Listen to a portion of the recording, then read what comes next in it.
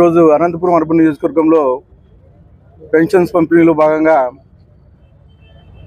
10వ డివిజన్లో ప్రకటించడం జరిగింది. మా నాయకుడు నారా చంద్రబాబు నాయుడు గారు ముఖ్యమంత్రి అయిన తర్వాత మొట్టమొదటి 5 సంతకాల్లో పెన్షన్ పెంచడం జరిగింది, 1000 రూపాయలు పెంచడం జరిగింది.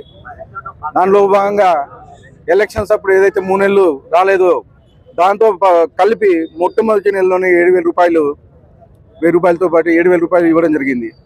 అలాగే వికలాంగులకైతే వికలాంగులకు 6,000 రూపాయలు చేయడం జరిగింది. అలాగే పూర్తిగా ఏమి నిస్సహాయ స్థితిలో ఉన్న వాళ్ళకి 15,000 రూపాయలు ఇవ్వడం జరుగుతూ ఉంది. ఇవే కాకోకుండా డిఐసి నోటిఫికేషన్ ఇచ్చాం. అలాగే అన్న క్యాంటీన్లు ఓపెన్ చేయించాం.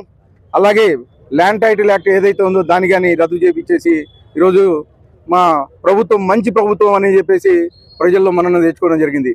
అలాగే నిన్నటి రోజున మా యువ నాయకులు నారా లోకేష్ గారి నేతృత్వంలో వాట్సాప్ గవర్నెన్స్ ప్రారంభించడం జరిగింది. 161 సేవలు కేవలం మీ చేతిలో నుంచి వాట్సాప్ నుంచి అప్లై చేస్తే వితిన్